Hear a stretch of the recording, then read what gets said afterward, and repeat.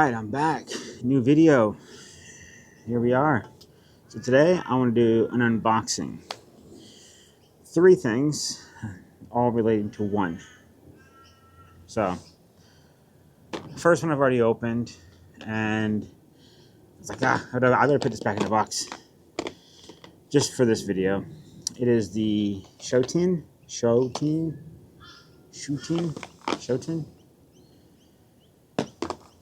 mount adapter. So, if you guessed, can you guess what it is? So, there it is there. Nice small adapter. Take the caps off. See it up close. So, this is an L mount adapter, so it mounts to my S5 II, which I'm using to record the video. But it mounts an M mount, like a M mount to it, which is the main star of today's video. The Voigtländer Knocked-In Classic 40mm f1.4. So, fully manual lens. And I forget what that stands for. I saw it on some other packaging. We have stickers with Japanese writing. We have what appears to be a warranty card, also in Japanese writing. So, Voigtländer, you're probably wondering, what do you mean Japanese? Because I thought it was German when I first looked into it, but it's not. It was Austrian. Forget where it was originally, but it's run now by Casina out of Japan. A lot of little papers with it. Little postcard thingy. I can't even read it. Like, nothing. I need a translator app just to figure out what all that means. Inside, left, we have styrofoam. Oh, split in half. And that's just the empty box. Here we are. There, look at that. It's a weighty little lens. So full manual focus. See the little manual finger dial there, or dial grip. Nice Voigtländer lens cap. That's it. Let's take that out. Ooh, very, very nice. I don't know if you can see if I open it up. Ooh. Get closer. Wide open action there. That is so nice. It's small. It's short. I don't have the exact specs beyond 40mm 1.4. And everything is in Japanese. It's an M mount. I know that much. So I had to buy the adapter just so I could make use of this on my camera. But beautiful looking lens, but it's so small, and I was like, this on that, it's gonna look weird. So, of course, you should know by now, I'm gonna make it look good. The one thing that they don't include in this box, can you guess? Well, the lens hood. No lens hood. And you're like, probably, what? Why? Well, I don't know why they don't include the lens hood. Nice compact lens. I mean, that is like, fits in your hand. Obviously, the adapter is just a little bit bigger. So, got the lens hood. Voigtländer, this is the LH. What is it? One sec. Let's open this sucker up. More stuff, more details. Voigtländer since 1756. This is the LH6 or LH4N lens hood with their paperwork for how to, I guess, use it. Okay, so for this, so yeah, this is the LH6 because it's for the 40 mil, but the 35 2.5 it would be called the LH4N. So I guess they do use the same paper maybe for both hoods. So let me keep the paper separated, and that's the box empty. Just simple. How do you open this? Real simple packaging, but ooh, nice metal. Is that metal? No. Is that metal?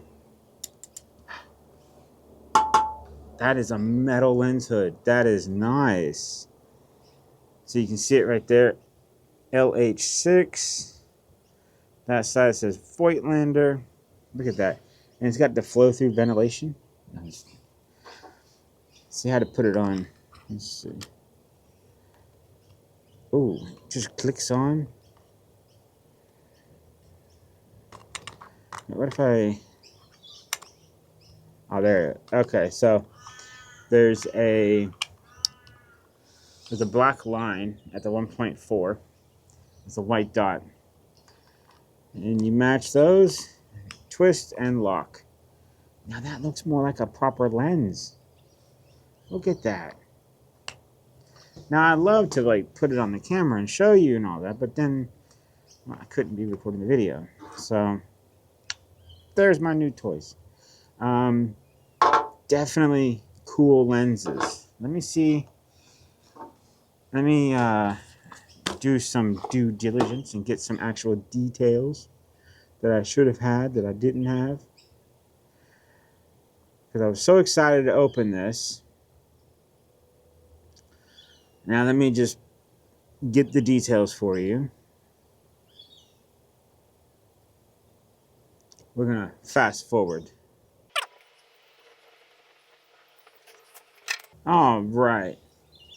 Fast forwarded now. I have the details ready. So this here has 10 aperture blades. Total length is 29.7 millimeters, not counting the lens hood. You are 175 grams, not counting the lens hood as well.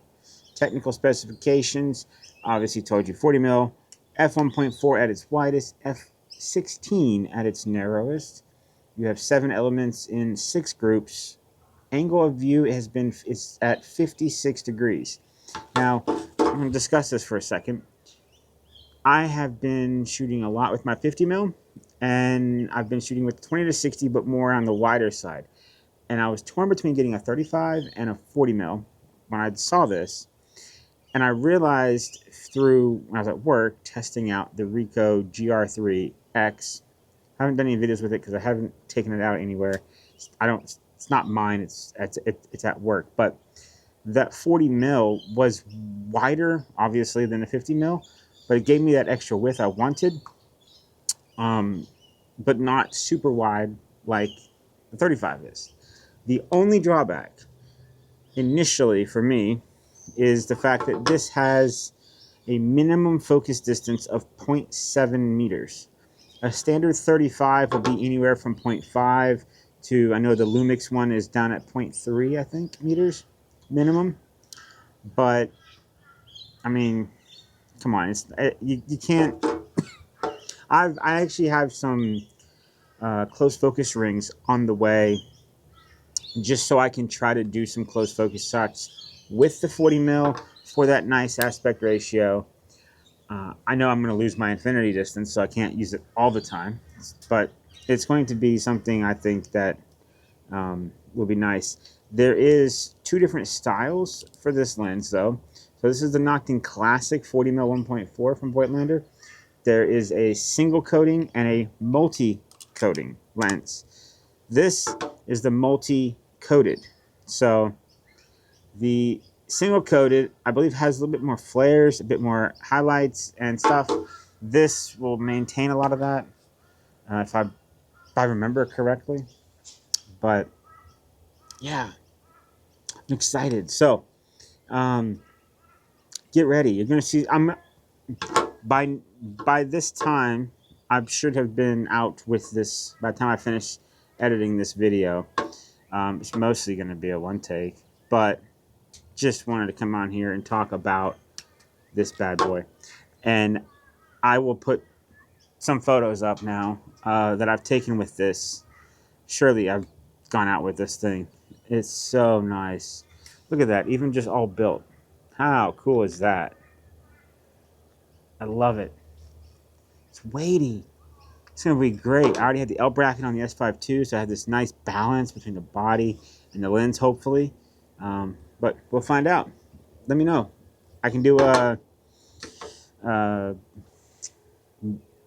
review of it later after I've used it for a while. If you'd like to see that, let me know in the comments below, and I'll make that video. Tell you my thoughts of how it actually works and if it stands up to what I want, being a manual focus M mount. So it's got no connection to the S5 II whatsoever. It's just going to be clicked in there, and I have to basically remember the aperture I shot it at and everything for settings, because it's not going to know anything. Is that going to be a bad thing? I don't know. Time will tell. So thank you all for watching. Leave me a comment below. Like I said, if you want me to do a further review once I've played with this more, shot with it more, stay tuned to the end here. I'm going to show you a lot of photos I've taken with this probably by now. If not, it ends, and bye. Anyway, thanks for watching, guys. Don't forget to like, share, and subscribe as always, and I'll see you in the next one.